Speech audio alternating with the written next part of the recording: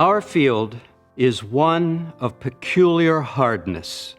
Amid this general moral darkness, the Lord has raised up a people that love the truth as revealed in Jesus. They love the doctrines of grace, Christ's divinity, and believe that salvation comes by Christ. Reverend Henry Westcott, pastor of the Columbus Baptist Church, 1876.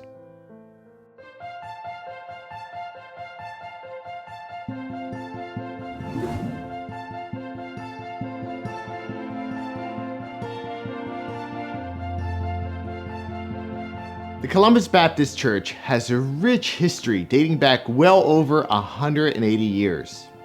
Now, way back in 1830, the Pemberton Baptist Church created an evangelical outreach to the tiny village of Columbus. They held services every other week in a small carpenter shop near the center of town. Eventually, they moved out of the carpenter shop and into the building that is currently the home of Smiley's Ice Cream.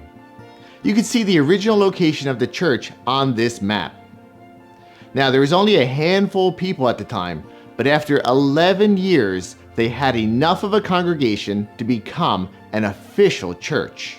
It's my understanding that the church itself started in 1841. Eventually, a small group of congregants decided that they wanted to build their own church, and in 1873, the main structure of the old church was founded and raised.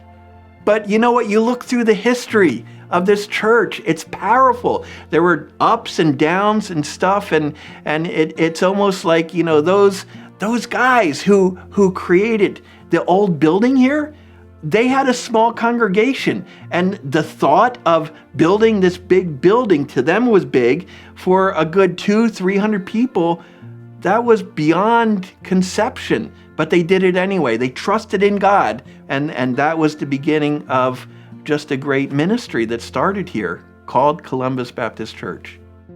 Now, I got to give a huge shout out to Mark Ford. He was the one who took the time to type in all the handwritten accounts of the church dating back to the beginning. There were a number of stories that I came across. One, I'm typing this stuff in, and it's during one of the business meetings back in the 1800s, and they're putting together a committee of 5 members, 5 men, to take care of Marshall, the pastor's horse. You know, as I'm typing this stuff in, I start to chuckle, like, holy cow, I don't believe this.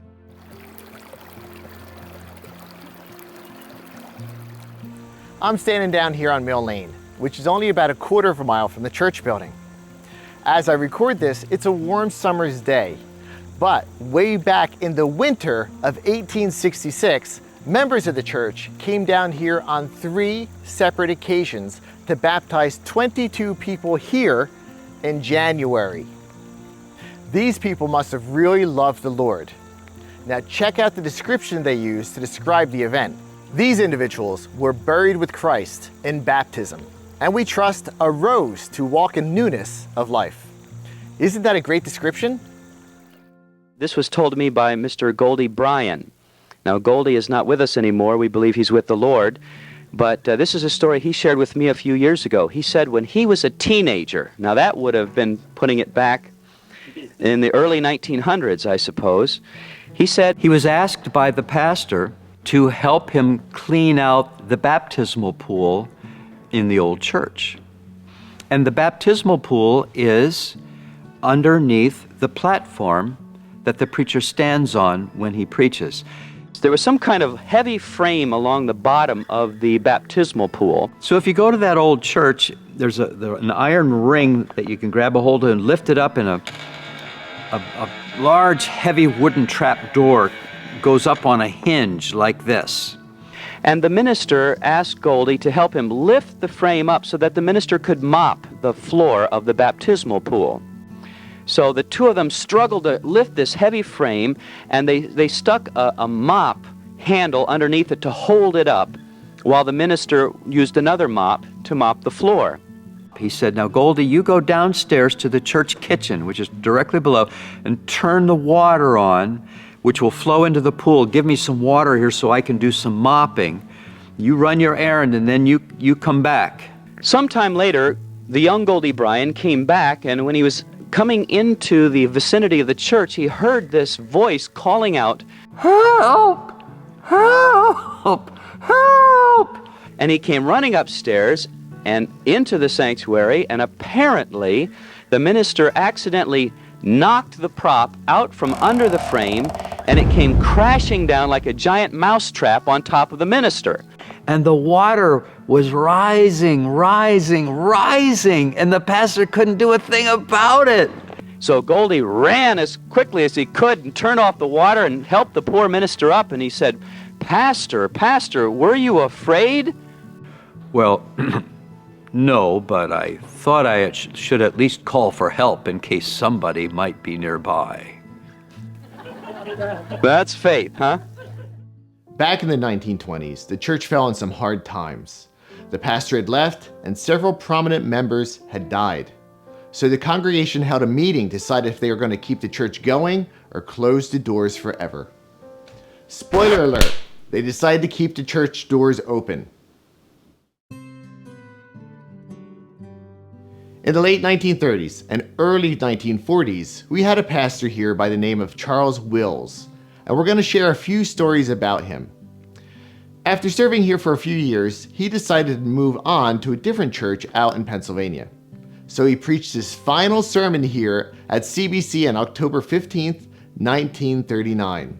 Well, that evening they held a going away party for him, and the party was so well attended and so moving that by the end of it, Charles Wills reconsidered his resignation and stayed on as the pastor of the Columbus Baptist Church.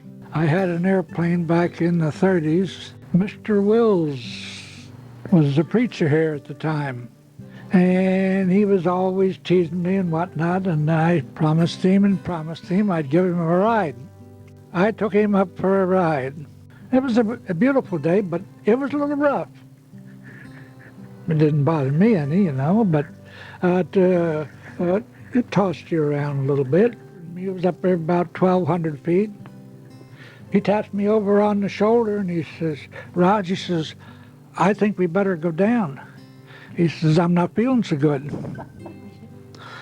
Well, I was just coming in straight. The runway was about 100 feet ahead of you there, and just like that, and I heard this noise. Well, it struck me on the shoulder,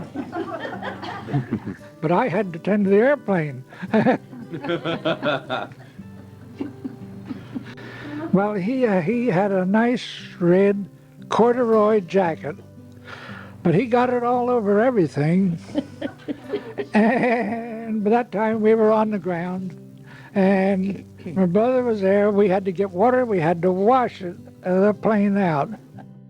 In March of 1941, the Columbus Baptist Church celebrated its 100th anniversary. They held a celebration down at the Grange Hall, and 280 people attended.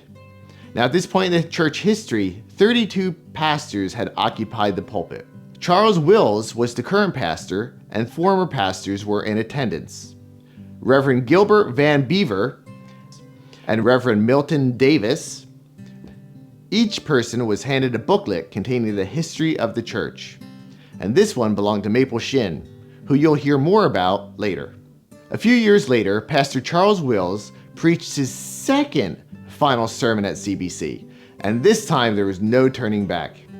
He had received his papers and had been ordered to active duty with the 26th Division Infantry to serve as their chaplain.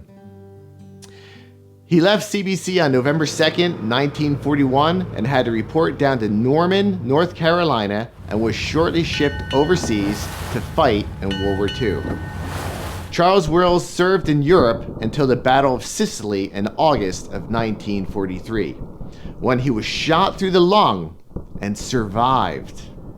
He received a Purple Heart and a Bronze Star for his actions during World War II. Afterwards, he became the chaplain at the Tyndall Air Force Base in Florida. There was a family, a very prominent family in the church, that had a grandmother from Ireland. And it's my understanding that they brought out an ivy plant from Ireland, and they decided to plant it along the sides of the church here. Years later, that ivy started creeping up the side of the church, and the roots started to dig into the cement, right? Because it was all brick and cement, and it was actually causing damage to the church. It's my understanding that it became a big argument in the church because this was a prominent family. You don't touch that. I don't care if it's tearing the church down. You don't touch it, right? Well, the way the story goes is in the middle of the night, somebody came and cut all of the bottom parts of the ivy. And so days later, it started to shrivel up and the ivy started to come down. No one to this day knows who actually did that feat, but it was done, and then the church wall was saved. In case you were wondering, the damage done by the ivy is the reason our old church building is now white instead of brick and mortar. A few Sundays ago, I noticed in the bulletin there was a warning about getting your children ready for church and taking care of their needs before you took them up there. And then I came in and I heard the minister reminding the parents again to take care of those needs.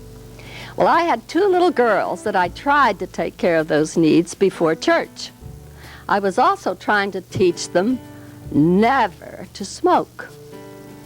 But I couldn't get in the bathroom because the minister's wife was in there smoking. In the business meeting, they are deciding whether to have Sunday evening service or not, right? And they were basing it on whether it's a full moon or not. And as I'm typing this in, I'm thinking, what, are you guys superstitious? But then it hit me. There's no streetlights. It's all horse and buggy. So if there's no moon, you can't see where you're going. And I thought, wow, our modern conveniences, we don't even think about this stuff anymore. My name's Roger Kirby. Well, I've been here for as long as I can remember now. I go back quite a ways. Of course, I can remember coming here to this church with the horse and wagon. My name is Edith Haynes Curry, and I have been a member here since 1953. All right, I'm Dorothy Coulter. I was baptized when I was 12 years old. I sang in the choir several years, and I was president of the Ladies' Fellowship at one time. I'm John Alway. I started here through being taken on a fishing trip by Roy Townsend in 1936, August the 20th. I'm Elizabeth Alway. I've been here going to church since about 1949. I'm Mabel Shin. I'm 97. Everybody knows it. Oh, I've been a member here since I was 11 years old. My name is B. Townsend, and I have taught Sunday school here, and I've been a member since May 1925. I'm Pearl Sharp, and I've been a member of this church for how many years did it say? 60 now. 60 years, yes. And I've been a Sunday school teacher, and I've been a treasurer for the Sunday school. Sang the choir. Oh, yeah, sang the choir. That was a big deal. I'm Anna Kraft, and I've been a member here since, well, I'll say 65 years. I'm Ethel Townsend, and I can't remember either when I first came to church because my parents were baptized in this church, and my father's mother was baptized in this church. And I think I was baptized when I was about 11. I'm very thankful that I had the privilege of growing up in a Christian family, and I'm not depending upon my ancestors to get me into heaven, but I'm thankful for the Christian heritage that I have. When I think about attending church in the old building, the old classic white church building up on the curb, I have to go back to the 60s when I was a little kid. And my father was the pastor here at Columbus Baptist, believe it or not. As a little guy, sitting in the pew waiting for church to be over, I remember watching the sunshine, the rays come through that stained glass and shine red and blue spots on the pew next to me, and watching them move slowly as the sun moved through the sky, and wondering when my dad's boring sermon would be over. We moved out of New York in '68. So in '69, I came here. Harry Thomas had the youth, and it was part of something called Inner Peace. My first exposure to CBC was as a young girl, probably 14 or 15 years old, with a group called Inner Peace. Where we would actually go around to different churches, and we would sing with his guitar, and he would just nonchalantly call on us for testimonies. But yeah, we'd go all over the place. I actually am holding a picture of Inner Peace. This is probably in 1975, not the first group I was with. The group constantly changed. It was a bunch of teenagers. Ron Bennett was a music director at Northern Burlington, and all of these came from Northern Burlington. Ron would do ministry while he was in the band room to kids, and would invite you to be a part of this ministry that was started by Harry Thomas, a former pastor here. I was not involved when Harry was involved. Then he asked Ron, and Ron assisted him, and eventually Ron took over. So when I joined, Ron was in charge. I initially came to CBC in 1969 when I was invited by two high school friends that lived in Columbus. And we went to a summer camp. It was called Hilltop. At that retreat, I came to know the love of Jesus, and I accepted him as my Savior, and I was baptized and became a member here at Columbus Baptist Church in June of 1973. In 1981, I was asked to be on the pulpit committee by Bruce Johnson. He had been assured by the previous pastor, I think was Bruce Johnson, had said, "Oh, I'm not leaving anywhere, so don't worry, so you don't have to worry about that. We just need to have somebody on a nomination committee." And then within a week, Bruce Johnson gave his papers. So now we were in need of a pastor.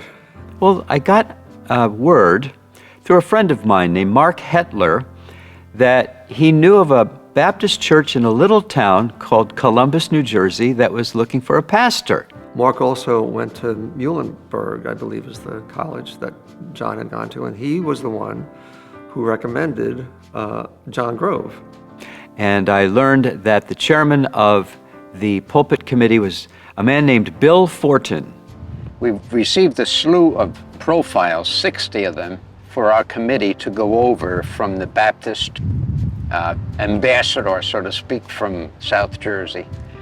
We found out later that the denomination was trying to steer Bill and the committee away from my name because I wasn't exactly coming through the direct pipeline.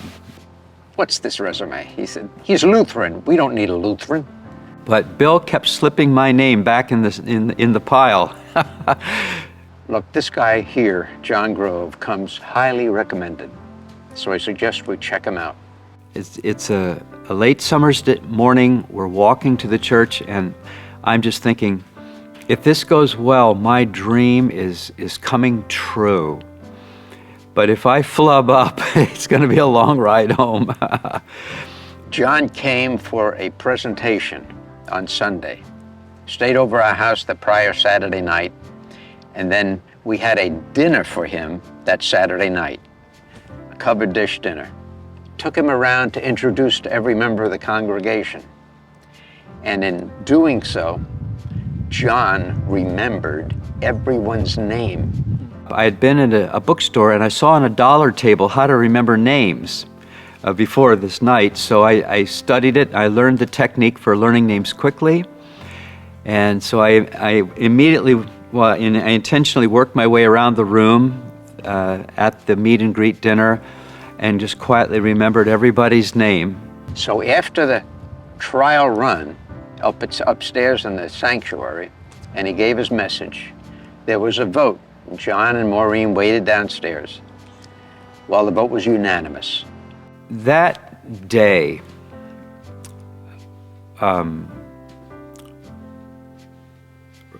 was and continues to be one of the very, very finest days of my life, because I was 27 years old. I had just received the call to the job that I felt 100% called out to do. And now I had my chance. I felt very supported. I was now launching into a wonderful, wonderful new adventure. So that's how it all began. So if it wasn't for Mark Hetler coming into our house, who knew John Grove, through my dad being a nomination committee person, I don't know how John Grove would have been here. Me coming to CBC initially was my family. We were one of the original 60 people when Pastor John started. My family took up 2 pews, and you came to church every Sunday. There was no excuse. You came. So that's how I initially came to CBC. I first met Pastor John in 1983, I believe. It was when he was brand new here, and my cousin got married at my parents' farm, which is in town. And he was the one officiating the wedding. The neat thing was, once I got past the fact that he would always invade my space, he would get so close to me as if he could read my mind. He really was more concerned about how I was doing. And that spoke volumes to me because he always treated me with such respect. Meeting Pastor John, he was very personable, and that's why I think I really remember, because of how much attention he gave me, like I was the only person in the room. But he always had a heart to make sure that whoever he was talking to, he was really listening to them intently, but just wanted to know how they were doing. So I appreciated that. The way I first came to the church was I wanted to get married. I thought, you know what, there's this little country church on the edge of town that might look good in pictures. And that is the only reason why I thought about this church. So we decided to pull in, and somebody ushered us in to meet John Grove. And as he always does, he pulled out his day timer and he wrote down an appointment for us to come back and meet with him in his office. Well, Maureen, she was my son's kindergarten teacher, and just a spark plug of energy. She would just kind of get my attention every time we'd come in, and she would tell me about the church and the vibrant music, and try to kind of get us to come to Columbus Baptist and join there. But I felt like she was always just trying to pull us in, and I appreciate that she did. My family moved to the area back in 1987 and built a house out on Applegate Road. One day, I was home alone, and there was a knock on the door. I opened the door, and there was Ron Bennett. Well, my dog was there also, and she was barking her head off and wouldn't stop. Meanwhile, Ron was trying to invite me to attend the Columbus Baptist Church. I was only 13 at the time, so I did what any good kid ought to do in that situation, and I slammed the door in his face and said, "Come back when my parents are home." And a few days later, he did. And because of Ron's invitation, we started attending CBC, and I've been here ever since. Pastor John is the most gentle, humble man I think I've ever met. I mean, I met him when I was 11, and the first interaction I had with him was obviously, I think everybody probably says this about him, is just the nicest man you've ever met. Initially, we moved here in May of 2000 and just did a Google search on churches. A Columbus Baptist Church popped up in our search, and it was very close, 5 miles away. So we thought, let's try that. So we came, and we were still in the old building, and we heard one sermon from John and never left. Well, in the mid-'80s, it looked, I guess, what we would call quite traditional. When I first started coming here, of course, it was organ music and a choir. The style of worship was very traditional. Hymns out of a hymnal. We had a choir, and the choir members would come out in their burgundy robes. I was in the choir. We were singing these anthems that were, not exactly uplifting. Sung in parts with one organist. They were just like, Jesus does good in his neighborhood. And it was a little, not exactly worshipful. Then I was invited to join her and play piano to just sort of jazz up and add to the organ. And so I started thinking it would be a good thing to start nudging the church toward what they used to call contemporary worship. There was no drum set, no guitar, no nothing. The choir wore robes. They came down and stood there. It was very prim and proper, but nothing compared to what it looks like today. When I came to Columbus, Mr. Ron Bennett, who was a good friend of mine, he was also the music director and teacher at Northern Burlington High School. So we asked Ron to help us develop this more contemporary worship style here, which he did. Ron Bennett was starting to bring in some of the contemporary Christian music. It was not going well with everyone, to say the least. Folks should realize that there's a term called worship wars in church work, and they identify that period as when so many churches went through lots of turmoil because of worship wars. I can remember there were times when I was up in the balcony section looking down, and there were some people who were not happy, and during the worship music, they're sitting on the back pews there flipping through magazines until this ridiculousness was over. The bottom line is they did not like it. Eventually, that group started to move out. We had sort of a mass exodus of those choir members and some other members as a whole of our church also. And so it was kind of a very sad time. The people that were left were people who wanted more of God. So things were morphing, but it wasn't a matter of just doing it overnight. We needed to be sensitive to the Spirit's leading, but we also were growing together, understanding who we are in Christ, and that's CBC. God was doing a new thing here. Without a doubt, God was doing a new thing here. And I would say, as far as local Protestant churches here in our area, we were among the more early adopters of the contemporary worship style. And as far as attendance and younger worshipers, it did pay off, because Columbus Baptist started to really grow in terms of the numbers and the younger numbers as well. Ron's right-hand person in that early praise team was Jill Jolin. Eventually Ron left and Jill took his position. I had a connection through Ron, and Ron was doing a special choir, asked me to sing. This is my story, this is my song, praising my Savior all the day long.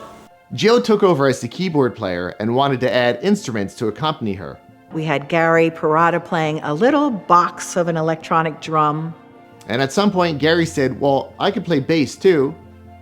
And Bill had played drums in high school and offered to play drums on Sunday morning. So we had Jill on keys and vocals, Gary on bass, Bill on drums, and that was the very beginning of the praise team. That's why I need a tech team for contemporary worship and things such as that. Now, Bill had been the sound tech, but when he took over on the drums, they needed someone to take his place behind the soundboard. So there I was at the age of 14 and given the responsibility of being the sound tech of the Columbus Baptist Church. Praise team in the corner of that little church building, banging on instruments and playing loud, and the whole congregation just singing joyfully. What joy was in that room, and what power was in that room, and the amount of people in that room. Then as we began to grow here, we were bursting at the seams. We had pews, but then in every inner and outer aisle, we had chairs set up so that you could barely get out. I'm sure it was a fire hazard. And we also had people, besides chairs, standing along the walls on the sides, all the way up to the front and all the way across the back. And the balcony was full of people. We couldn't fit them in. They were standing with the doors open in the back beyond the sanctuary to be a part of our service. We went to 3 services a Sunday at one point so that we could accommodate the people coming. I do remember the earliest parts of violating fire codes in the old church building by adding additional seating. Oh, what a nice problem to have. We had to go from 2 services to 3 services, which put a toll on everybody volunteering behind the scenes. So we filled 1 service, we filled 2 services, and we could use 3, and we did 3. That was hard. The musicians, the sound, the volunteers, children's ministry, not enough seats. What a nice problem to have, outgrowing your space. It was great having so many people attending, but I remember so many times coming home after 3 services and needing a nap. Oh, the Deborah Brunch was a breakfast the church put on. All the benefits from the Deborah Brunch went to Deborah Heart and Lung as a fundraiser. One of our senior citizens in our church, Dorothy Coulter, she was part of a chapter that supported Deborah Hospital. Doc Coulter was a woman that could cook, and she was always in charge of anything we did. If we had a covered dish, or we had anything involving meals, at that time, Doc Coulter was your lady. She's a strong woman that has complete and utter control of the kitchen. And you do what Dot says, when she says, and how she says, or you will suffer the wrath of Dot. So for the Deborah Brunches, I would go to Northern Burlington, the kitchen, and I would peel potatoes. You would be assigned a station, you better stay at that station, and you better produce what you're supposed to produce, and it better be of high quality. And if it isn't any of those things, Dot will come and lure and hang over you and institute corrective action immediately to make sure that the product is done well. We'd serve hundreds of people, if not thousands. And it wasn't just an hour or 2 because you were making a lot. So you were peeling all the potatoes, the gigantic mounds of potatoes. It was all Columbus Baptist Church people back in the kitchen at Northern Burlington High School. We had a ball working together right in the back of the kitchen. I was only a teenager at the time, so I didn't spend a lot of time in the kitchen, but I did get to serve a lot of coffee. And I gotta tell you, it was a ton of fun, and I did it year after year. Always raised a lot of money, and I remember going with her and Pastor John to Deborah to present them with a check from one of the brunches for over $5,000. Now get this, it's Deborah Heart and Lung Hospital.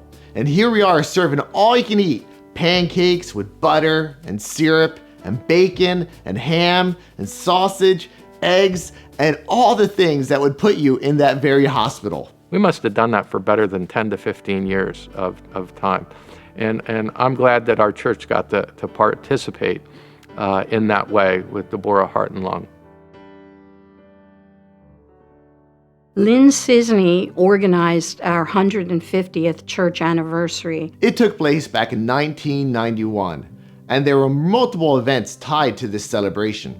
She encouraged us all to dress for Sunday church in the 1800s period.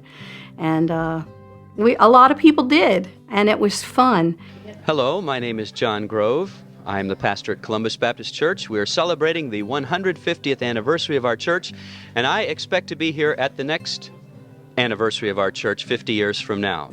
Hi, Lynn Sisney. Congratulations, Columbus Baptist. Paul Sisney. Congratulations. Mabel Shin. Gary Horner. Ray Blinn. Hi, Mark Ford. Bonnie Coulter. I know her. What are we doing? I'm Doc Coulter. Say her name. Al Ferris. John Alloway. Hiyo, this is me. How do you do? Melly Kobe. Jeff Wright. Hi, Judy and Bill Brannon. Hi. Hi, I'm Linda Smith, and I'm from the state of California. Hi, I'm Maureen Grove. And I'm a ham. What can I say? To a camera. Hello, Gary Fortin. Who? Elaine Fortin. Want to give a speech? Hi, my name's Terry Smith. My wife has already walked through without me. Tom and Naola Ferdinand. Hello. I'm Tom Ferdinand Jr. No, actually, I'm Charlie Bunton, Captain, United States Air Force. Diane Petroni. Hello, I'm Gail Mowry. Tori Button. Christopher Fortin. William Ferris. Lee Vetter. The church held a dinner over at the Grange Hall, and besides Pastor John, there were two other former pastors in attendance. Kenneth Moss. Kenneth Moss and Harry Thomas. Harry Thomas, former pastor, yeah. Look at this time as being one of the most precious times in my life, with all the successes, with all the failures, with all the things that God taught me. There was a loving group of people who said, go for it, and prayed and stood with me, and I'll never forget the enthusiasm when you would suggest something. They would all rally around it and say, yeah, let's do that. Well, I'd like to say something that I think a lot of you know tonight. Yesterday is not dead. My friends, it is alive, it is creative, it is here shaping your present, it is already beginning to mold your future. The past is not dead. It's simply this, that with the Apostle Paul, I am confident that he who has begun a good work in you will finish it. So allow the past and its memories to bless you without short-circuiting your confidence in the present or your excitement about God's new day. God bless you and bon voyage. Take care. On this date, April 20th, 1991, at the commemorative dinner celebrating the 150th anniversary of Columbus Baptist Church, we present to Mabel Shin this keepsake of a poem she quoted to our congregation on February the 24th, 1991. Only one life, 'twill soon be past. Only what's done for Christ will last. Mabel, will you come forward? Mabel was baptized on June the 5th, 1904. She served as Sunday school superintendent, was a Sunday school teacher, and president of Ladies Fellowship for many, many years. After dinner, Pastor John cut this giant cake with the help of Mabel Shin, who was then, at that point, the oldest member of the church. It was really a special event and a great celebration.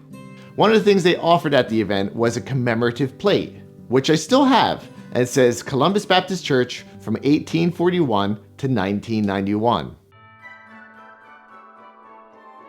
One of the things we used to do in the old church building was put on these Christmas shows. We did two that I remember, one in 1999 and another in 2000. One of our plays, The Last Mailing Day Before Christmas, I believe, was the name of the play. And it was little vignettes about people stressing out. People getting upset and forgetting, the meaning of Christmas and all of that. One of the storylines was a family that had an Uncle Larry who thought he was Elvis. That was my husband who got the role of Elvis impersonator, because my husband does quite a good Elvis. He's a good singer and he's got the hips to move.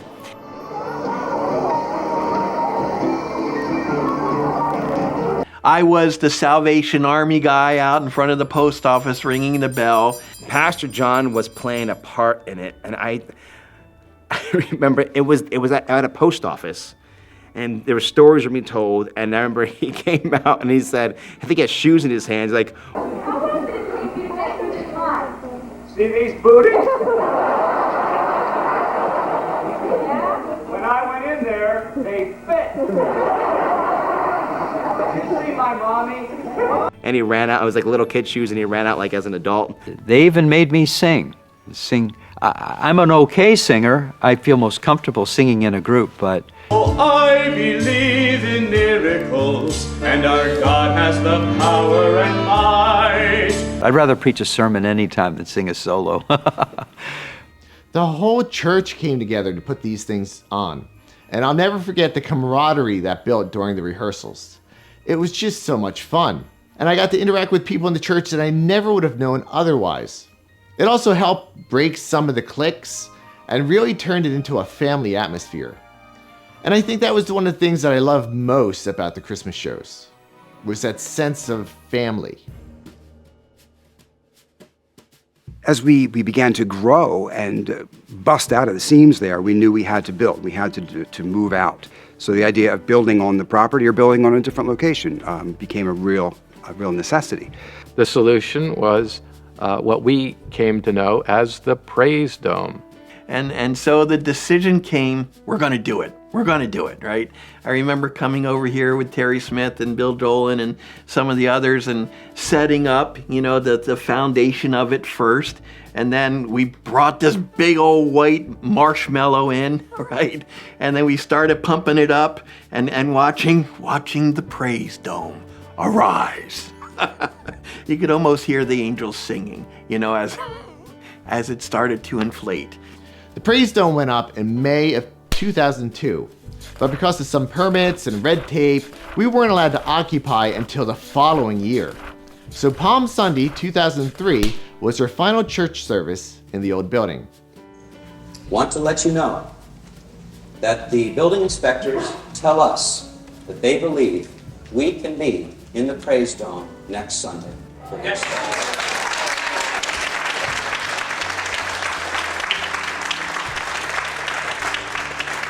Which meant that Easter Sunday 2003 was our very first service in the Praise Dome.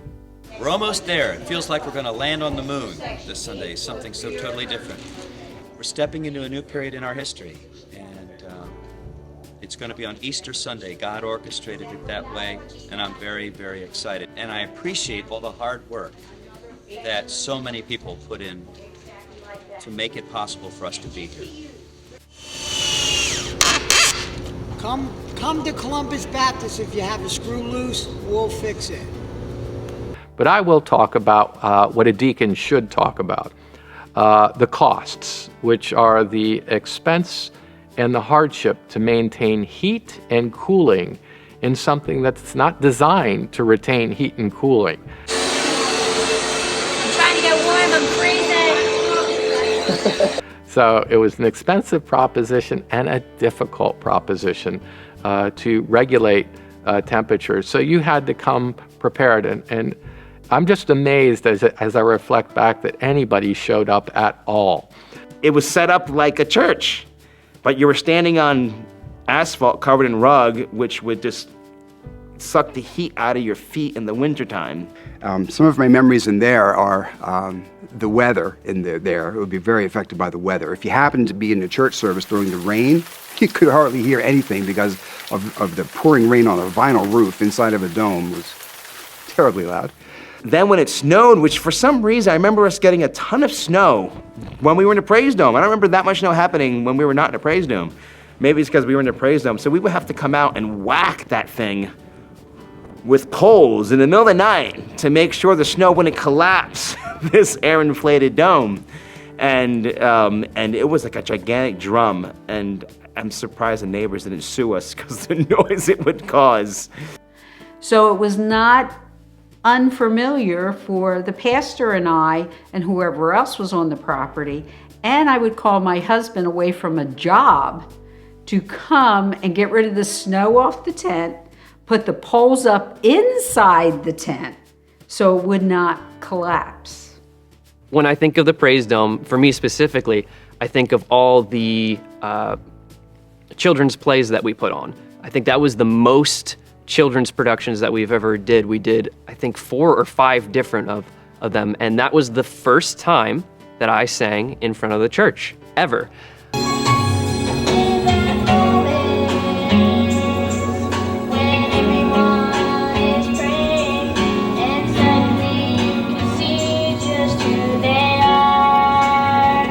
I think it was 13, 14, and I sang a solo during a production of Esther Ordinary Faith is what it was called. It was the story of Esther, and I was the scribe. But I loved all those productions. That was super fun. But I remember that building specifically was like where we put on, church plays, and that's always going to stick with me. KWAM stands for Kids with a Mission. So we fondly call it KYM Kids. And our former director, Jim Lewandowski, named it KYM Kids. So we kept that name going on. So that's what KYM stands for, because we feel that God has a plan and purpose for every child, and He has a mission for every child. The Living Nativity was the brainchild of Peggy Sanders. We had several weeks to work on this, and it turned out to be far bigger than we expected it to be. And what a come together of the congregation that was. We wrote a script of 3 vignettes. One would be when Mary and Joseph came into the town, and then the next scene is when the angels appear to the shepherds, and the final scene was Mary and Joseph with the baby. Jim Lewandowski, who was the children's ministry leader at that time, has a really rich and deep voice, and he did the narration for the Nativity. Remember, Christmas is about Jesus, the Lord of all creation, who came down from heaven to bridge the gap of sin between God and mankind and to bridge it for you. And because of that, it sounded great, and his narration really helped to elevate the production value for what was really a fun event. We had people building sets. We had an army of women sewing in the fellowship hall of the old building for weeks. We had over 100 people in that play. We had about 80 angels that danced. So it was a very large production. We had hired maybe a 15 or 20 sheep for the shepherds. We hired a donkey for Mary. We hired camels and cows and goats and lambs to be in the manger scene. I must tell you, I was just touched and really impressed with the quality of what I saw in terms of the costumes, the people, the attitudes of the people, even down to Terry Smith doing a little bit of juggling and yo-yo work and so forth. And I remember we even had a young Jesse Dill out there juggling balls of fire. What spectacular events they were. Great times, and I had great times working with Jill and with Lee on the setup and everything and all the technical aspects, and I love that kind of stuff.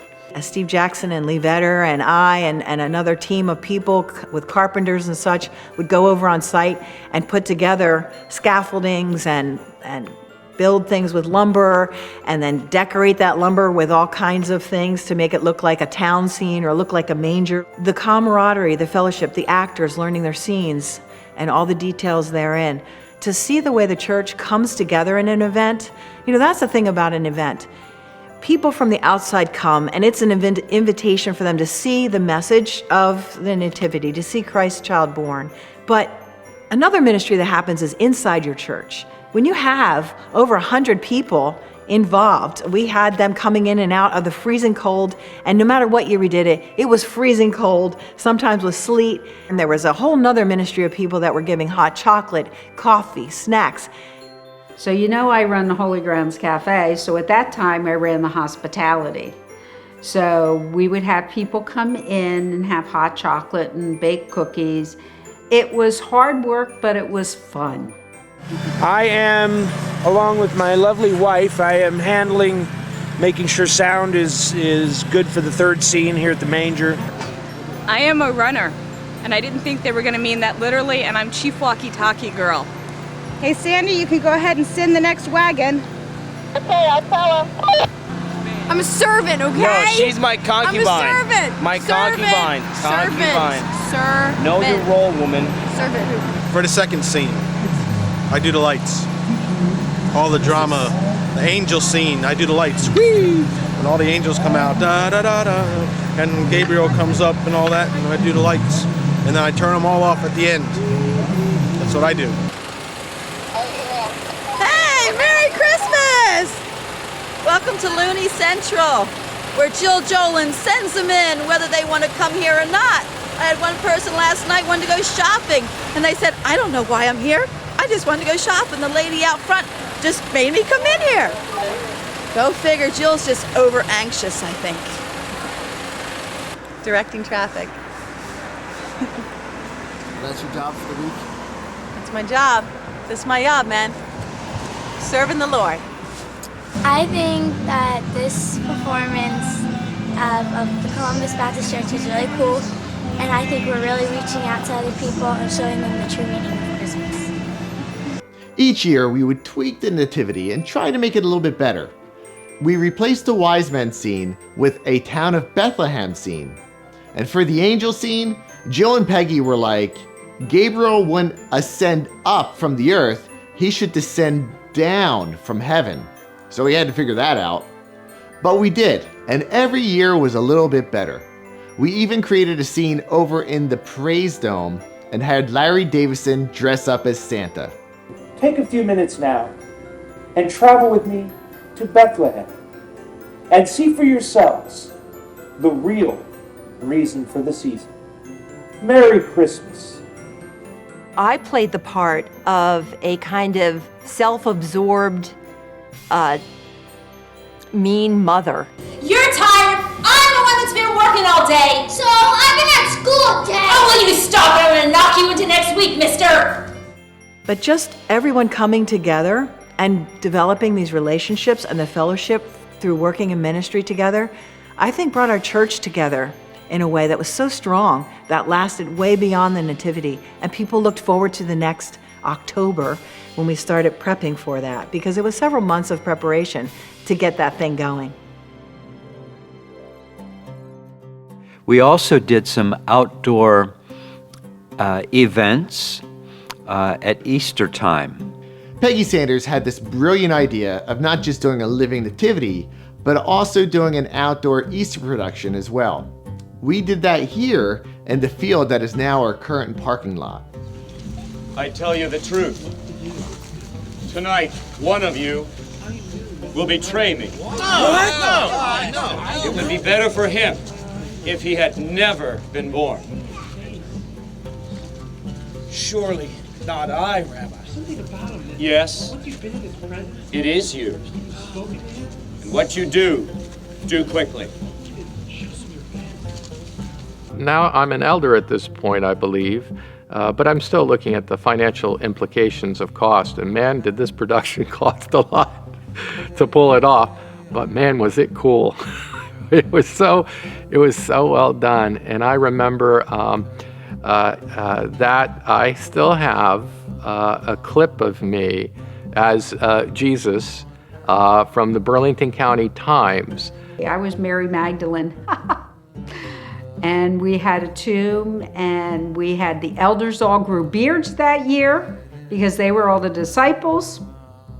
George Crail was our Jesus on the cross. This particular scene he's doing without his shirt. So, and that's where I saw that he does have a little vanity, George does, because he was going to work out his abs. I have to say, though, seeing George Crail, Andrew Bermudez in a diaper was basically what we did. We wrapped him in. It was kind of funny. He looked good, so he did accomplish the goal, but the overall excitement of all the different parts working together and seeing a community of believers willing to invest their time, energy, and effort into that production was amazing to me.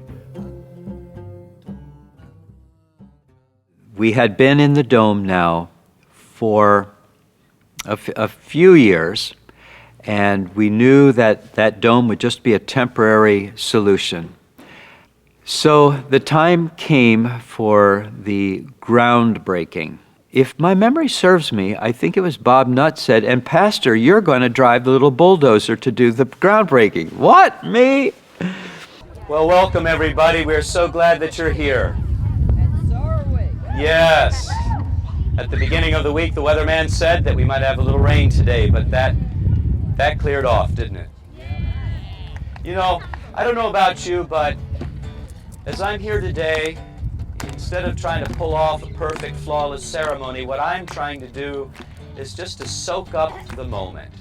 We are a light shining in darkness. We are a city high on a hill. We are the living gospel given to a dying land. And we stand on a rock on the shoreline of a shipwrecked world for all to see. Jesus is Lord.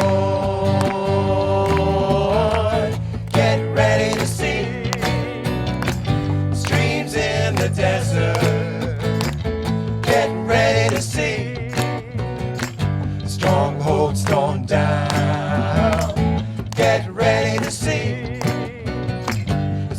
sinners set free. Get ready to be the light of the world. Well, this is an exciting day. And the area that we're standing in, that's all marked off with yellow tape, is the actual location of our new church facility, phase 1 of our new church building. What I'm going to invite you to do is, in just a moment, I'm going to take the shovel. I'm going to start on this end. And all of you, I invite to take hold of that shovel as we pass it around the circle. Jesus is Lord. Get ready to see streams in the desert. Get ready to see strongholds torn down. Get ready to see a sinner set free. Get ready to be the light of the world. So come join the faithful all around the world. Make Jesus famous until all have heard of the mystery and the power of his name. Get ready to see the streams in the desert. Yeah. Get ready to see the strongholds torn down. Get ready to see the sinners set free. Get ready to be the light of the world.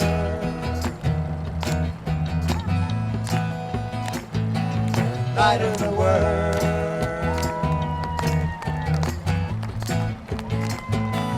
Light of the world.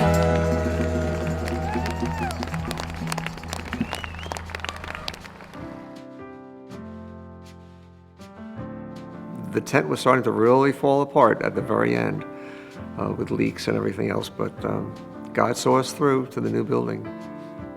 And just the smell of the mold, because you couldn't keep the water out of it. And the floor, it was the asphalt parking lot with chairs set up on asphalt.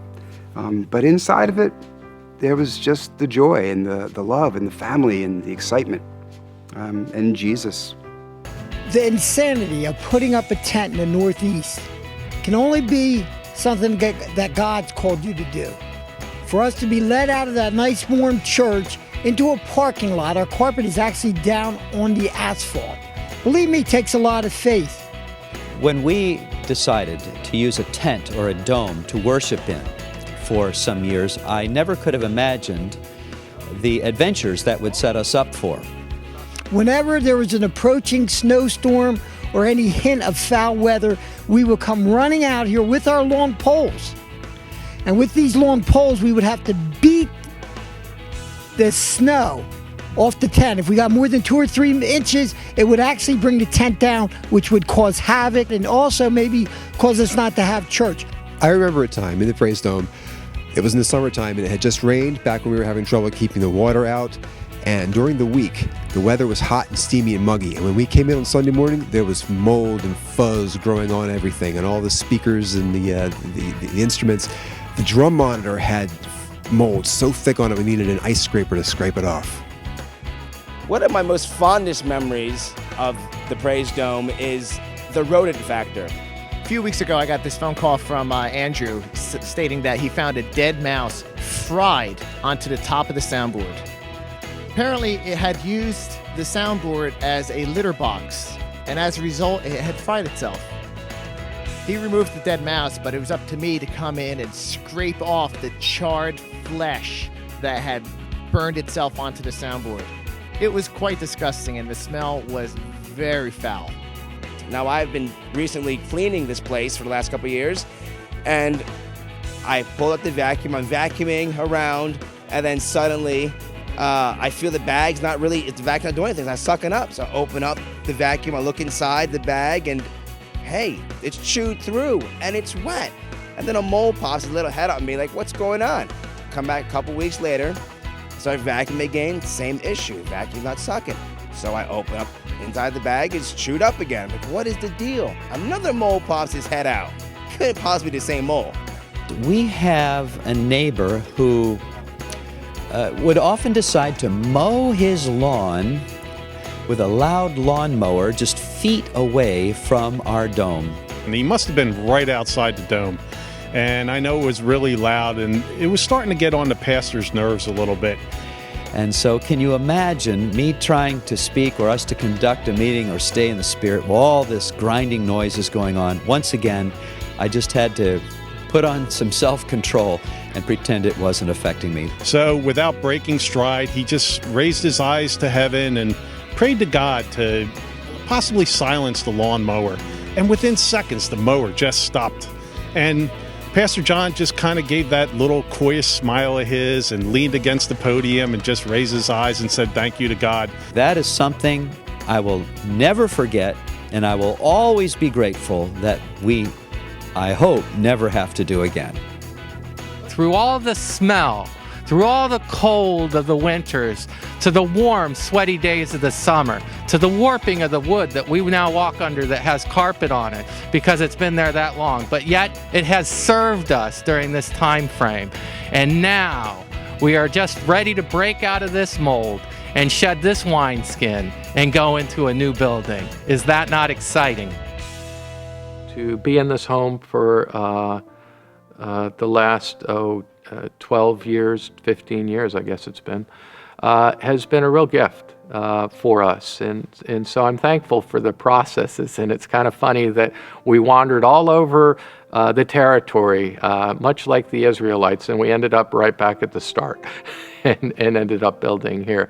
So it was fun to be part of each one of these stages. And they're part of the journey that will always be fond and affectionate within my heart, having experienced them. We spent about 6 years in the Praise Dome. Meanwhile, the new building was being constructed, and each week we would come to church and see the progress that was being made. I was amazed at how much work goes under the ground before anything goes above the ground. How much money is spent under the ground, too. But the construction went very slow. It hit a couple snags along the way, and it just seemed to take forever. But the building process ended up taking a way lot longer than it was supposed to take. And I thought it's going to take us 10 years to get in this place. Finally, it was done, and we had the last service in the Praise Dome on December 28th, 2008, which meant that the very first Sunday in 2009, which happened to be January 4th, was our first Sunday in the new building. On that day, we migrated from the Praise Dome to the new building.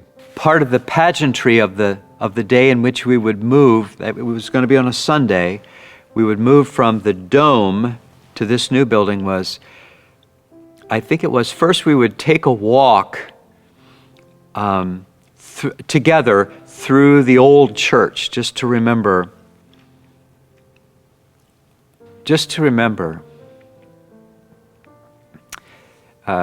precious times of worship and fellowship, and walk through those old halls and think about all of our experiences there, all the prayers ever prayed, all of the conversations ever shared, all the meals ever shared.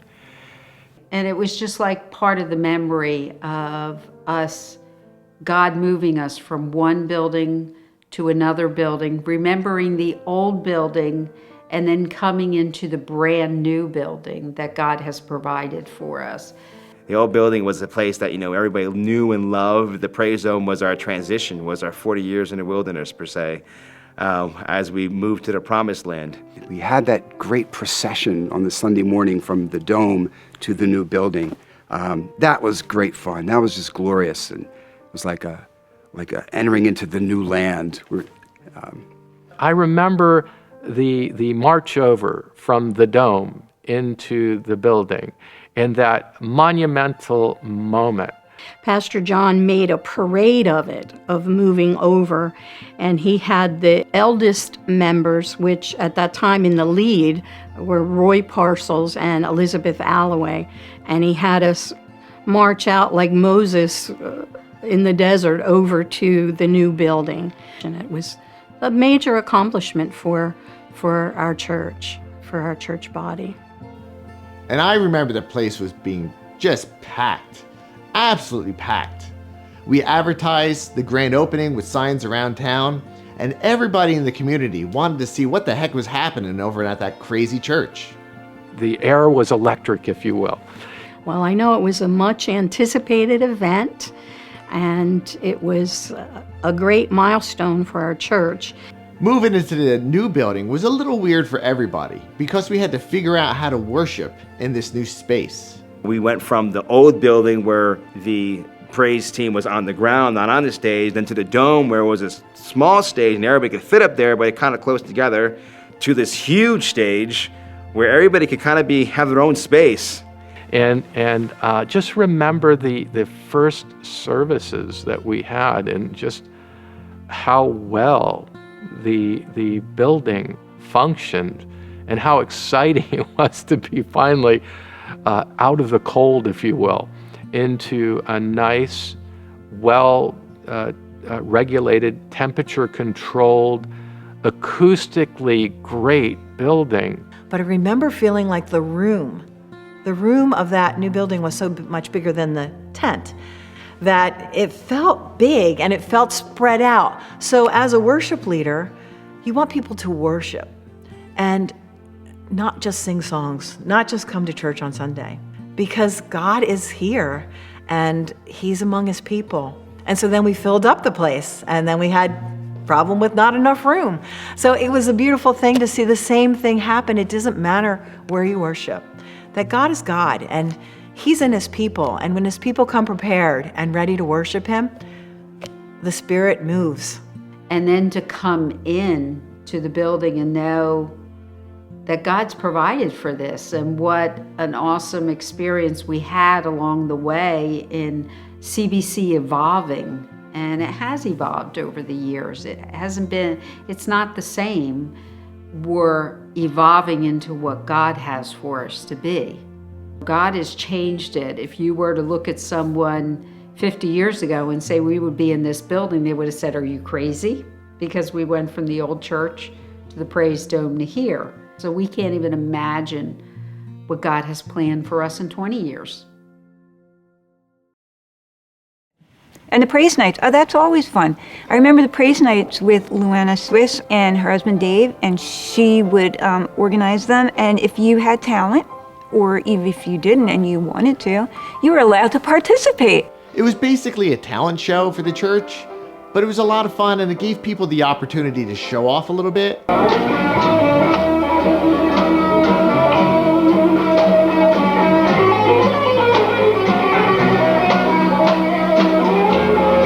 Things that weren't exactly appropriate for a church service, but were still edifying for the body, were typically performed at praise night.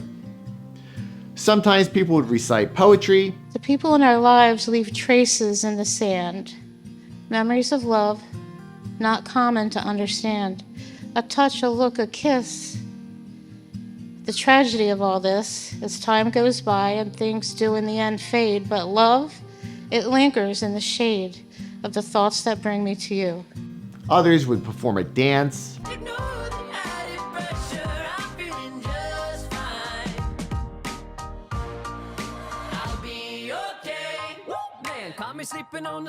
People would sing songs.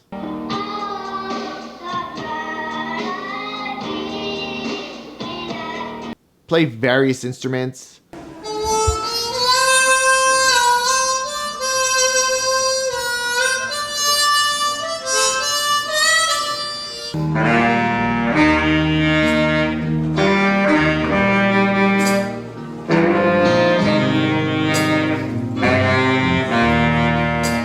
Perform original songs.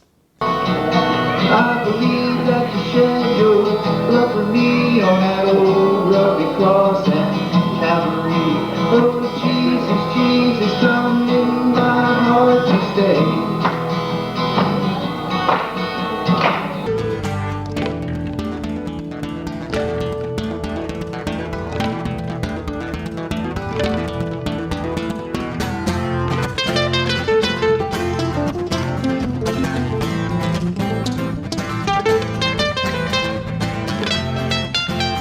And I'll never forget the time that Gary Fortin did a comedy stand-up routine.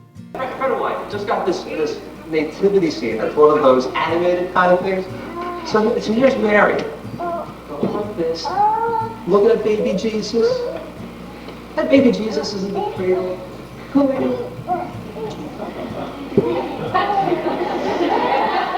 And Joseph's over here going.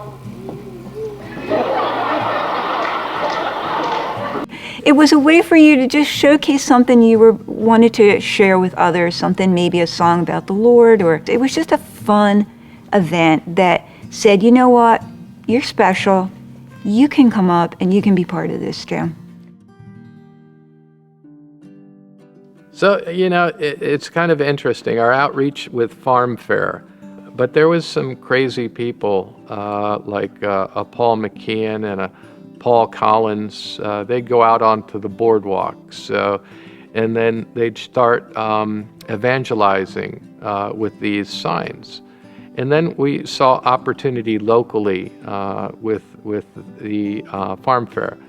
Really, over the years, what's happened is we started that initial idea, and then we started using the evangelism technique to just ask the question, are you going to heaven? So it's a great tool to jump into sharing the gospel message. So over the years, it's actually been one of my greater joys is having the ability to participate and do that. And it's uncomfortable for every person the first time out. Evangelizing to strangers is absolutely terrifying. But I'm so glad I did it. I remember, Lee, the first time you actually started to engage people and ask them, and I saw an excitement and a joy just overcome you. I really appreciate Terry Smith for pushing me out of my comfort zone and encouraging me to do it, because without him, I probably wouldn't have done it otherwise. Through the years, I've gotten a little bit more comfortable with it, and I'm glad to, because what could be more important than spreading the gospel? People find Jesus because we're willing to extend ourselves out. So Columbus Baptist Church, let us continue to look for every opportunity that we have to get outside these walls and show the love, the mercy, the compassion of Christ. Not only do we have the evangelism tent out there all week, but we usually had the praise team out performing one night for everyone to hear as they walk by. Farm Fair obviously is one of those fun outdoor events that it's nice to get outside of the walls sometime and do something a little bit different. So it's been nice to be able to do that during the summer, no matter how hot it is.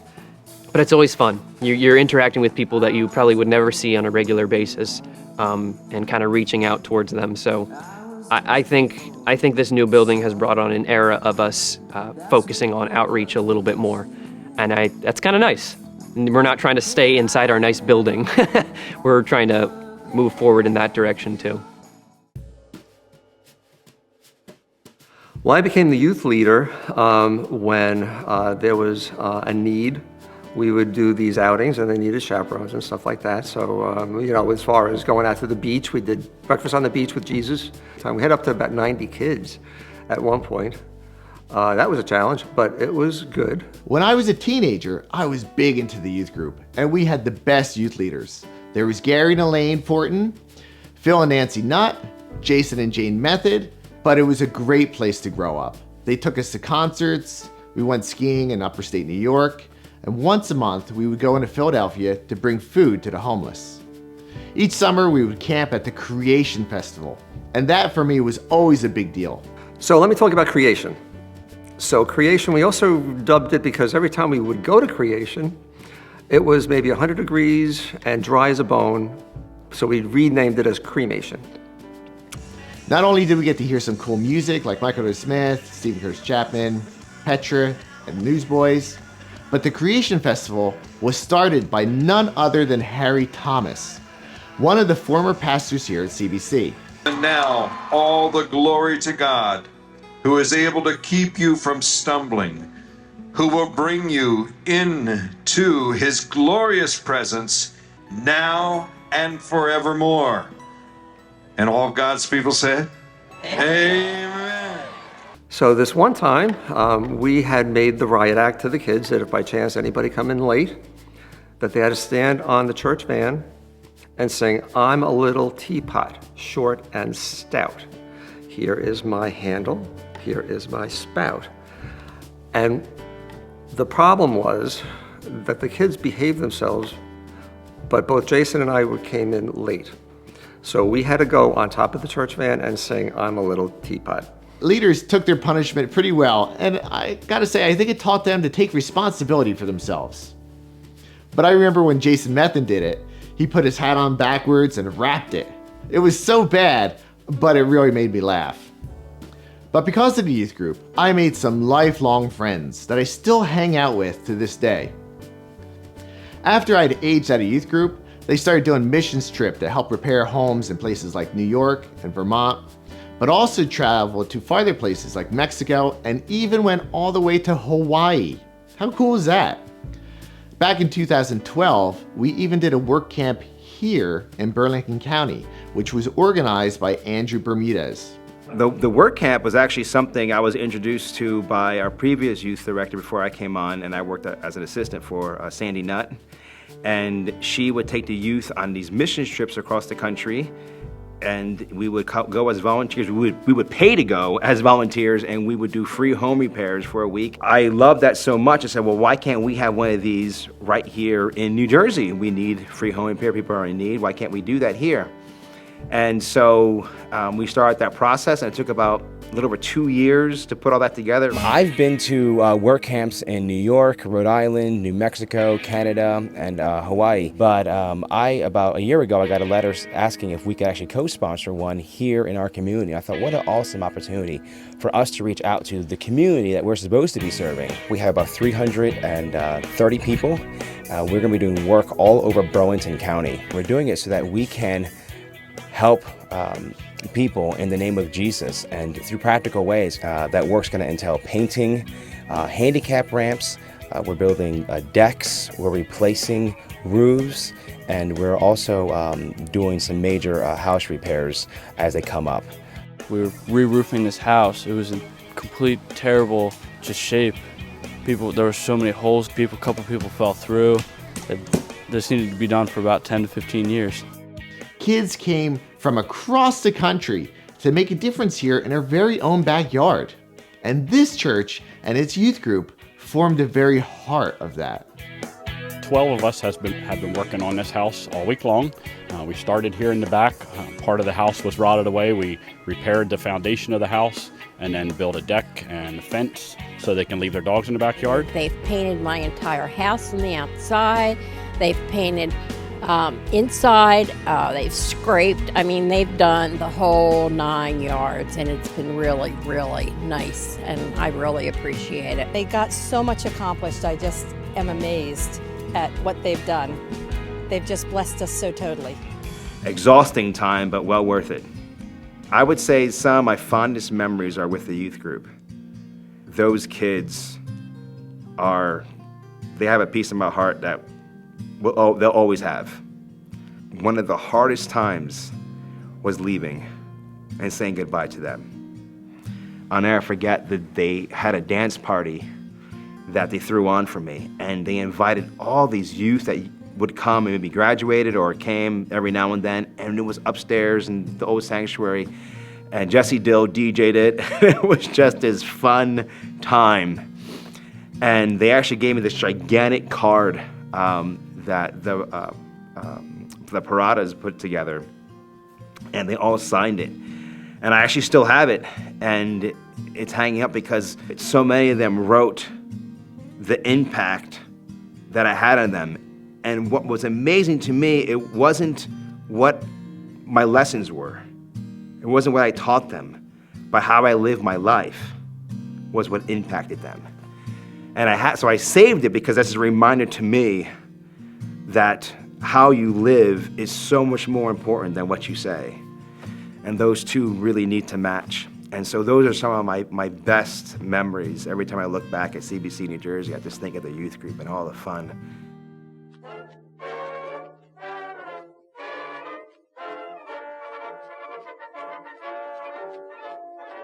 The Field Day Parade is one of those events that's been going on forever. We have photos dating back 100 years showing our church involved in the annual parades. It's been something we've been involved with since probably the start, and I hope it's something we continue for a long, long time.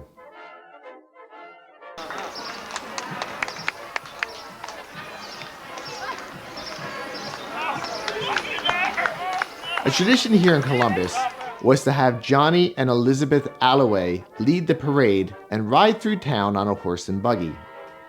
After Johnny passed away, his son led the horse and buggy one last time for the parade. Only this time the buggy was empty except for Johnny's hat. That was truly an end of an era.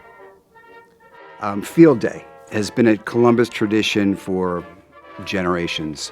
And I remember one year I sat on the float with my mom, who was, she was dressed up like a schoolmarm. It was fairy tales or something was the theme. But I just remember riding on the float, not really knowing what it was about, but having fun waving to people. And I've been on the float as an adult since then as well, so kind of full circle for me. And I remember 20 years ago, we had the entire church congregation walk in the parade. And the theme that year was heroes. So everyone wore a t-shirt that said, "Jesus is our hero." We exist to make Jesus famous. And so the body of Christ is gathered here, the three churches of Columbus, to show that we're really one church. God gave us a beautiful sunny day. We had lots of rain till now. So I'm excited to go out there and make him famous. What a day the Lord has made.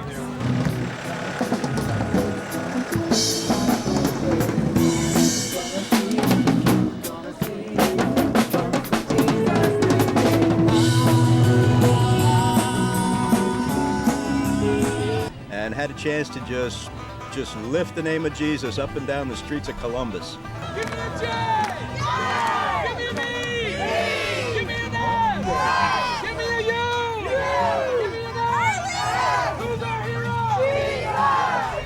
hero? A great success, especially the combined efforts that the church has put forth.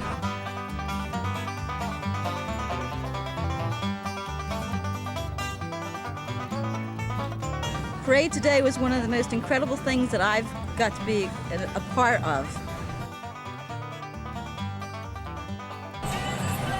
There were more of us marching than there were in the streets watching. I got a chance to minister to people that I knew and didn't know. Look at all these people! They survived the march!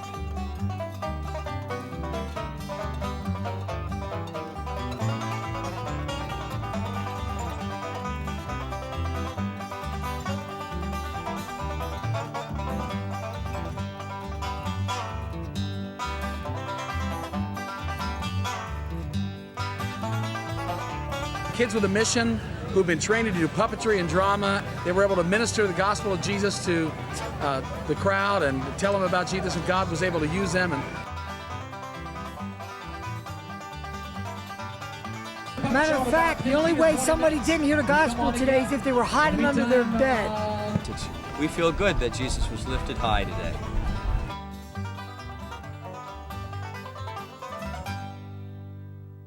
But the Field Day event is still a significant way that our church reaches out and presents itself to the community. A couple of years ago, we had 2019 was the last time we were able to do a Field Day pre-COVID, and we had a great time. We had a really good time. Games and a tent and free food and engagement. It was great. We're going to be planning to do it again this year. We're looking forward to that. In a loud voice they sang, "Worthy is the Lamb who was slain to receive power and wealth and wisdom and strength and honor and glory and praise." Then I heard every creature in heaven and on earth and under the earth and on the sea and all that is in them singing, "To him that sits on the throne and to the Lamb be praise and honor and glory and power forever and ever." The church picnics. I'm so glad that we have done the church picnics. We've gotten away from it in the past few years. I would like to do it again. The one thing that I know that we really enjoyed as a church with functions that we would always look forward to was the church picnics. The church picnics were usually over in the Burlington Township Park, and that was always a blessing to be right there in the woods. And God always gave us a good day. Weather-wise, it was always just perfect. When Dorothy and I were talking, she said, Russ, she said, you're in charge of the weather.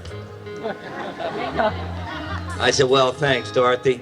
So we went right to prayer, and regardless of what the weatherman forecasted all week for this Sunday, we knew it was going to be a day that God would give us to be very proud of. We thanks and praise God. This is the day that the Lord has made. We will rejoice and be glad in it. Amen.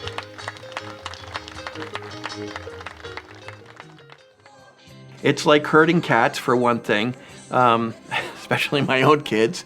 But they were a blast. I mean, we were down at the Burlington Park, right? Those were some great affairs. Our praise team came out there fully loaded and ready and put out beautiful praise music that could be heard all over the park. And blasting out, praise and worship music. And it was cool because, you see people who were in the park anyway starting to come around and saying, what's going on over there, right? And they had a chance to be a part of the church. And, you just bring your picnic chairs, right? You bring a cooler of stuff, to eat. And what an opportunity. Instead of just going to church and seeing people for just an hour, and if you're lucky, sticking around for a little bit to talk to people, but then just getting down and talking about life. That was a gigantic party, and it was just a fun time, and that's where actually I made a lot of connections. I made more connections there than I think coming here on Sunday mornings. And it was a time to get to know each other in the church, outside the church. And I think that was a good time for everybody to get to know one each other, because sometimes if you went to first service, you didn't see the people to second service. And in fact, I still have a picture. We did a group shot, and it was an enormous group of people. And we were out having the cookouts, and there was games, and it was just fun. It was out in the park. It was something different. It was so wonderful being outside.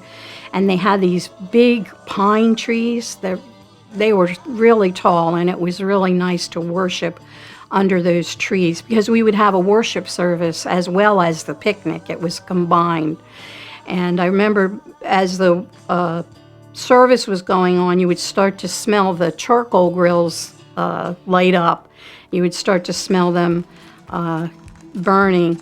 And it was always Terry Smith and a team of helpers. I remember Bob Rinderer being one of his helpers back there flipping the burgers.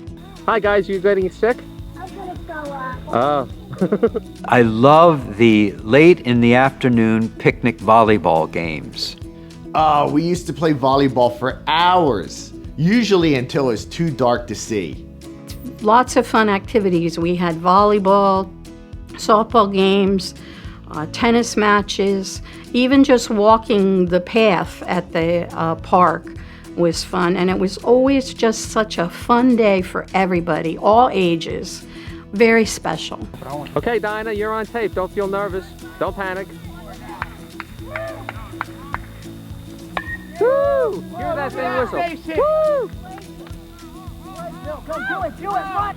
Hey, it's George Crail. Hey, praise the name of Jesus. Hey. Party, celebration of the Baptist Church. About 2 o'clock, there's going to be some pies thrown in some people's faces, including mine.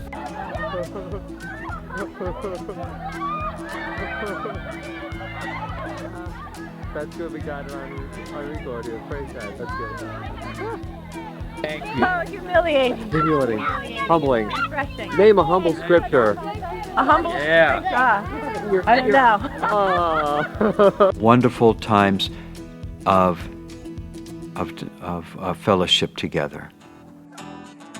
We haven't done a church picnic since we were in the Praise Dome, and that's why I'm very happy to say that we're bringing it back again. We did it at the church campus this year just to get the ball rolling again, but we have plans to improve upon it for next year, so stay tuned.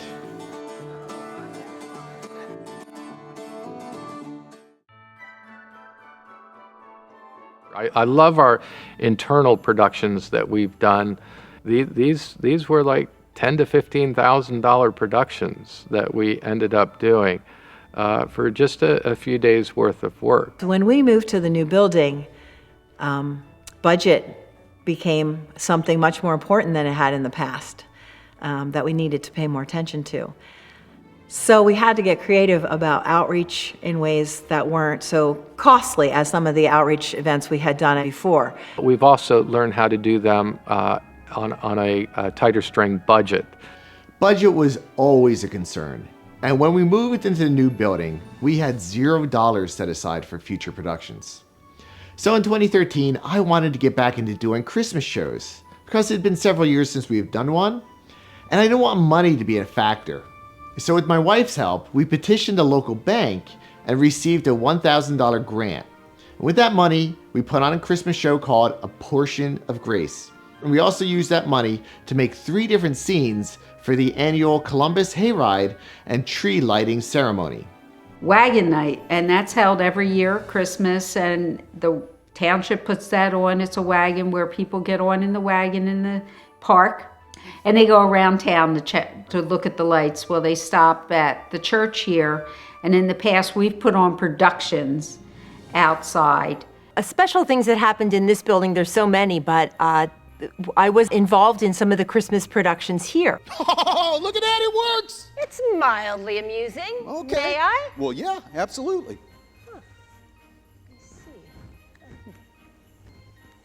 Well, what do you think? It's a bit stale. Where did it come from? Knowing Sam, he probably fished it out of the dumpster. Oh, I was just kidding about the dumpster, come on! Ah, how crass!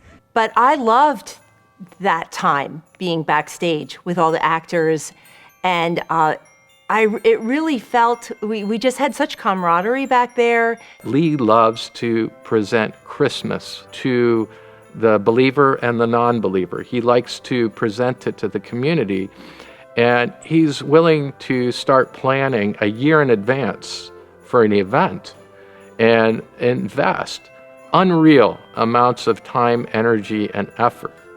Jill asked me to read a few Christmas plays to see if any resonated with me, but none of them did. So I decided to write my own. Lee Vetter is a very talented writer, as some of you may know, and all of us may know from some Christmas productions that Lee wrote and directed while we were in the building. And I remember being a part of that and being able to watch that and being able to be a part of that was a lot of fun. Merry Christmas to you, Pastor Winbay. Webster and Mrs. Webster. I'm sorry, do I know you? Of course you do. I'm Marjorie Evans. It's not really ringing a bell. I attend your church. You do? I do. I have for years. Oh, I'm so sorry. Do you attend regularly? Yes, I attend both services. You attend both first and second service? Oh, goodness, no. I attend both Christmas and Easter. I think that the new building is the Christmas building. I think that we have put on more Christmas productions consistently. From all of us at Tarj Mart, please accept with no obligation implied or implicit our best wishes for an environmentally conscious, socially responsible, low-stress, non-addictive, gender-neutral celebration of the winter solstice holiday. Practice within the most enjoyable traditions of the religious persuasion of your choice or secular practices of your choice with respect for the religious/secular persuasion and or traditions of others, or their choice not to practice religious or secular traditions at all. Also, this wish is made without regard to race, creed, gender, age, physical ability, religious faith, or sexual preference of any kind. Yeah, and a Merry Christmas to you too, pal. So I always think of that in my mind. I'm like, this is where we do Christmas productions. And I never want to lose that. I don't want us to ever stop doing that because this is the perfect venue for that to continue. I even got Bill Jolin to reprise his role as Elvis. In his later years, Elvis has gotten quite big. So if you listen to the words of the song that Bill sings, you'll hear it's all about food. Come on, Rudolph, make a leftover there by the Denny's. Daddy's got to get him some plum pudding, some eggnog, and a minced meat pie. Merry Christmas. I just didn't want to put on a stage play. I also wanted to incorporate video into it.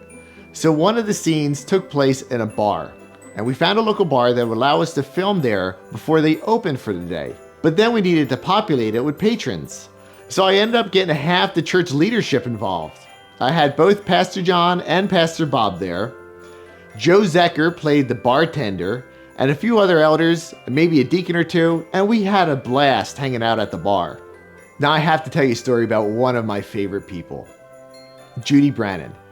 When we started planning a Portion of Grace back in 2013, Judy Brannon had recently become a widow. And as a result, the Christmas season had really lost a lot of its luster, and she wanted to be around people that year and hopefully recapture some of the joy of the season. Well, a big reason I wanted to bring the Christmas shows back was for the fellowship and camaraderie that goes along with it.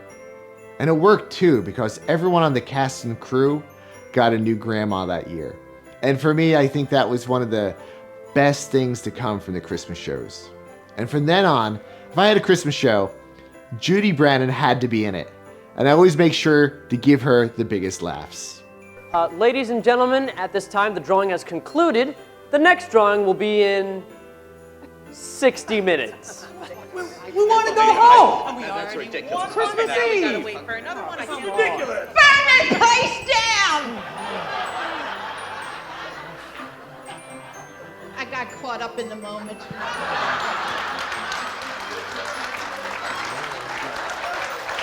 I think it brought the whole cast closer together than just practicing, you know, the rehearsals and the stage, which can be very stressful. I just felt like we really became like a good team and got to know each other so much better. Because I know that people talk about it even to this day. The special events that we have done on Easter and Christmas have been a great blessing to our own congregation. First and foremost, because of the growing that happens inside of us as we participate in the fellowship that happens. And it's an opportunity to bring the beauty of our Christian faith to the community in a way that they enjoy. A lot of churches around our area have stopped doing their Christmas productions and offering those things, and I think people really do want that. People sometimes only step foot one time a year in a church, and this might be that one time. So I'd love it if this building is consistently that space. Longfellow wrote this poem on Christmas Day in 1863. We present I Heard the Bells on Christmas Day. I heard the bells on Christmas Day, their old familiar carols play, and wild and sweet the words repeat of peace on earth, goodwill to men.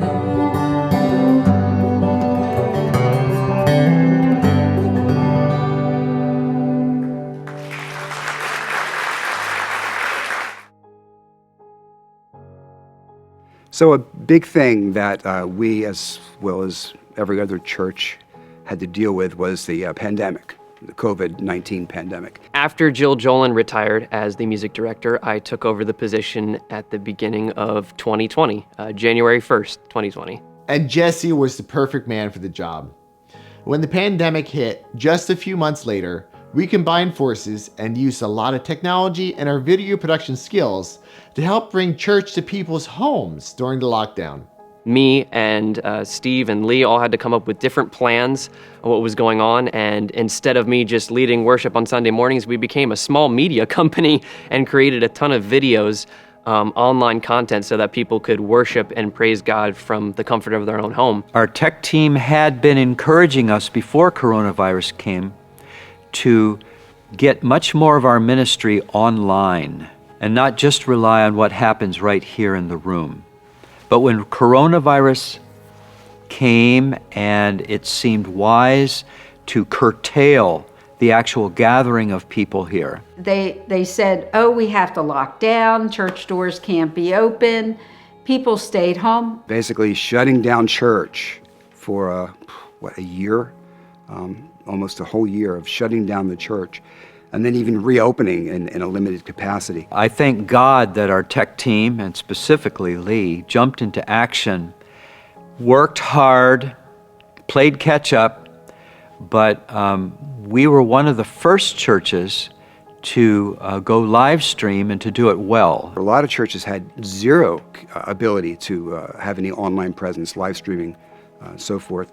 Fortunately, we were setting up already to have a live streaming presence. Of my colleagues, my fellow pastors and churches in the area, we were among the first and the best to do it. Began streaming a pretty high quality product right off the bat. But the nice thing about live stream is we have people from Hawaii, we have people from Minnesota, we have people all around the world that gets to watch our service on Sunday morning. Did you ever think that would happen to CBC? Since the church was forced to close its doors and we couldn't meet as a congregation in public, we decided to move the Sunday service out of the big empty room and relocate to the cafe to make the live stream service a little bit more intimate. Good morning, loved ones. This is the day the Lord has made. Let us rejoice and be glad in it. I'm very happy to be with you by this live stream today and to have this time together. I believe God is going to use it to encourage us, strengthen us, and to draw us closer and closer to Him. But we weren't able to meet, and that was difficult. We weren't able to have our home groups, our small groups. That was really put a lot of stress on the relational aspect of the body of Christ. Isolation and loneliness were huge issues during the lockdown. So since we couldn't meet for Bible studies, we decided to do a live stream interactive Bible study with Pastor John, Justin Lynetta, and some other leaders in the church called Wednesday Night in the Word. So we spent a lot of time making a lot of content that would be available for everybody during the craziness that was going on. Together with the praise team, we recorded at least 30, maybe even 40 different worship songs, complete with lyrics, and we would use these during the Sunday morning live stream. For Easter that year, Jesse put out the call, and we did a cell phone choir, which was so cool. Oh, your grace, so free, washes over me. You have made me new, now life begins with you. It's your endless love pouring down on us. As the holidays approached, we did online watch parties with our old Christmas productions. And although we couldn't meet together, it gave people something to look forward to. And we topped it off by creating an online video that we called A Quarantine Christmas. The praise team recorded some Christmas songs.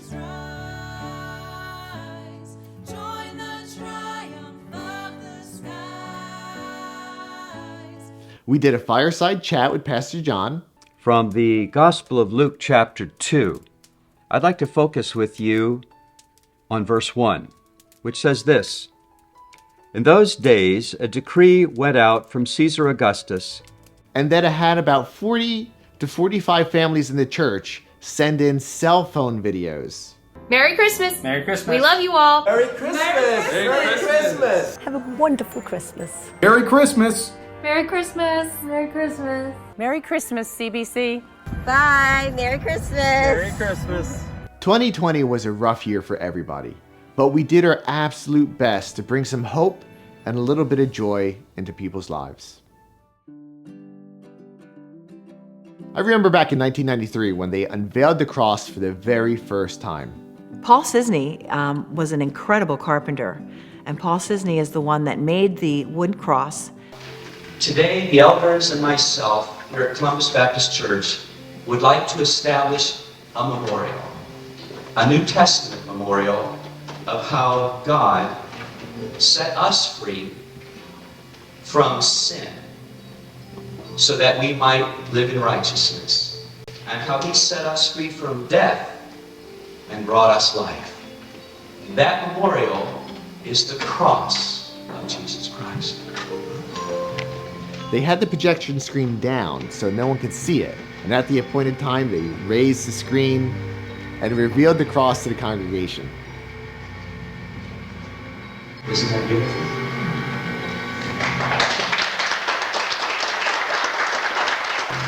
God gives each and every one of us a gift.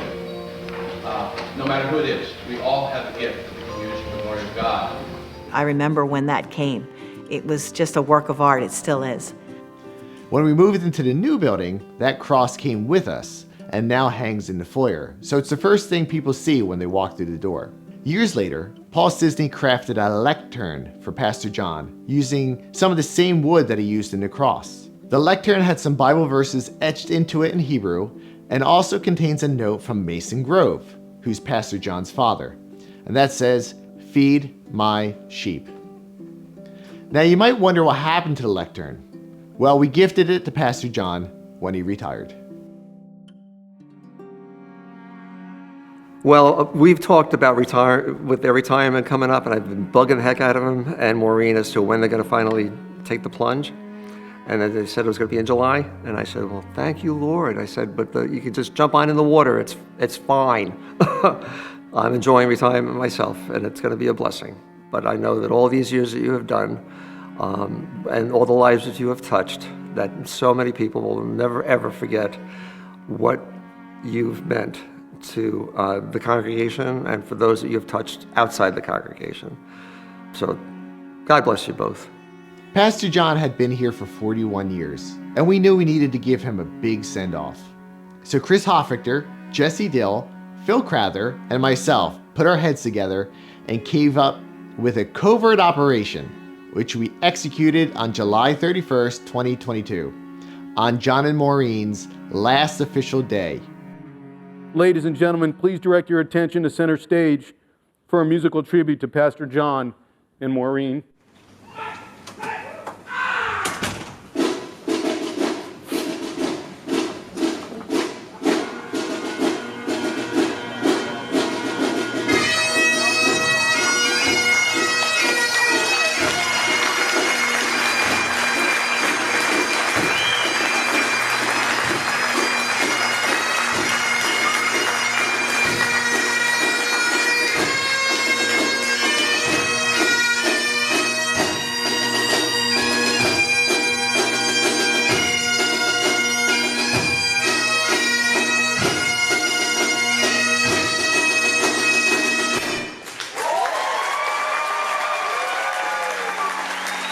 I know it's a small measure, but wanted to present you with this cross.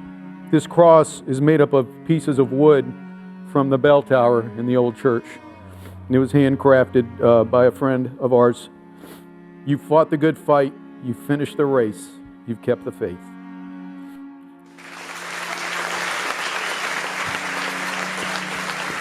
I would like to bring up on screen two scriptures that I think are appropriate. The grass withers, the flower fades, but the word of our God will stand forever. And now, loved ones, I commend you to God and to the word of His grace, which is able to build you up and give you the inheritance among all those who are being sanctified.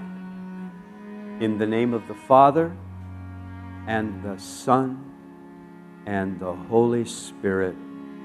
Amen. Now for the final time, allow me to present to you Pastor John and Maureen Grove.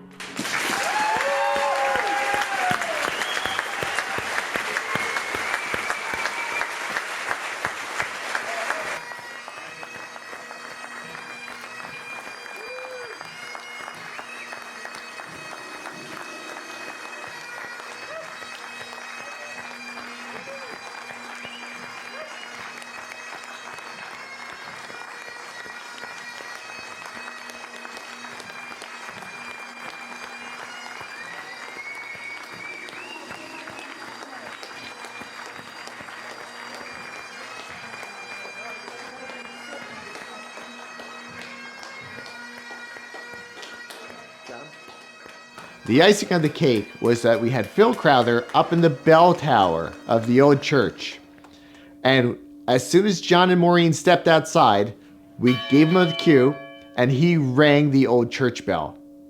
To the best of my knowledge, that bell hadn't rung in over 20 years since we had services in the old church building. And it rang once for every year of Pastor John's service.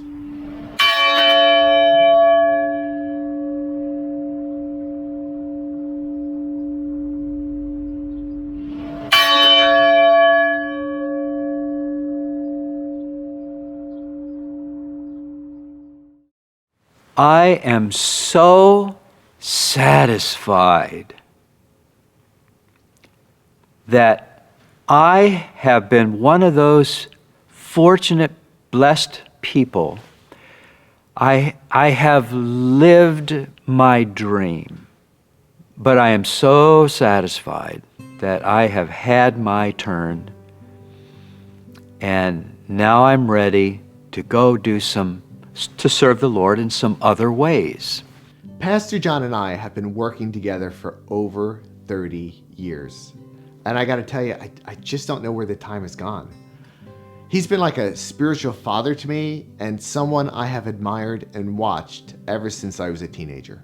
It's been wonderful to have Pastor John at the head of that and leading us towards that. And now we're in a new chapter, completely new territory. We haven't had to think about a new pastor in 41 years. So it's like, now what? I know it's very emotional for a lot of people. And I don't think there's a single person that attends here that it's not going to affect. Now what is, we all have to step up, leadership and congregation, to be like, this is our home, this is where we're going to be. But what I do know is that God knew this was going to happen when it was going to happen. He's already got in mind what's going to come in the future.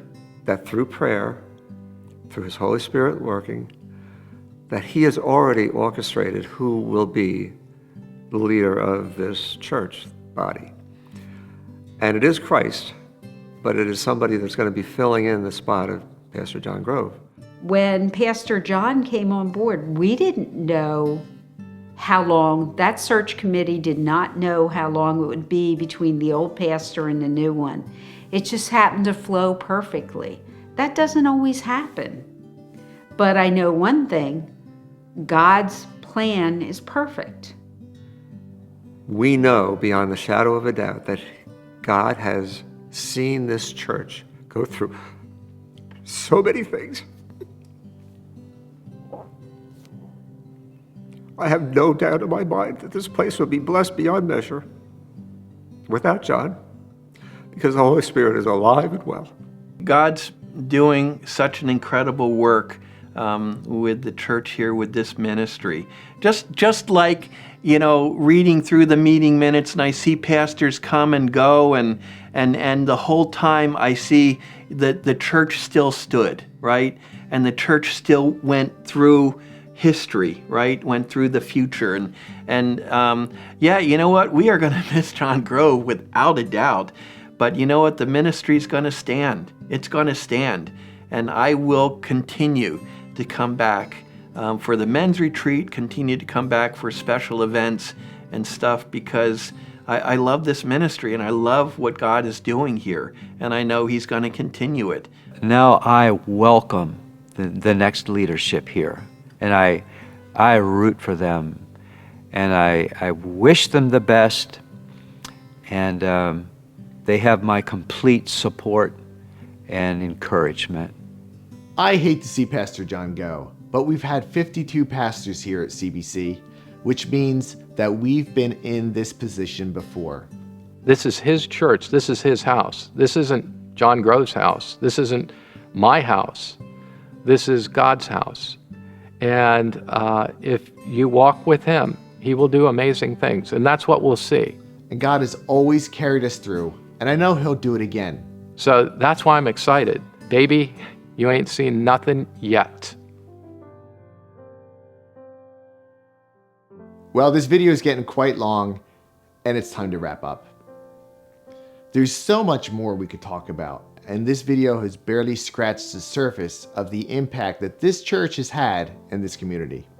While creating this project, I discovered boxes of photos dating back over 100 years, and more recently, boxes of VHS tapes dating back to the 1980s, as well as many DV tapes from the early 2000s. We've had over 50 pastors, countless baby dedications, marriages, and way too many funerals.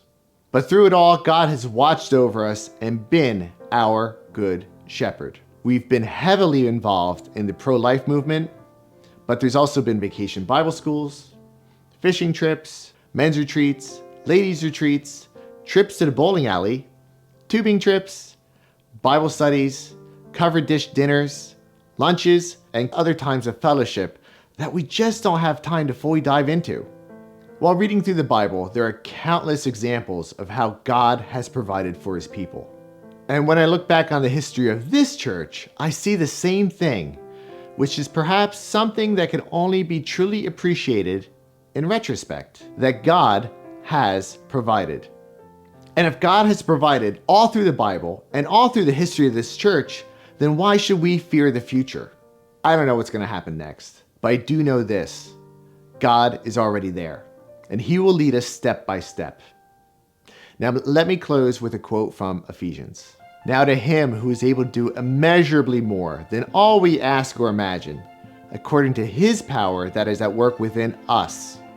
To him be glory in the church and in Christ Jesus throughout all generations, forever and ever. Amen.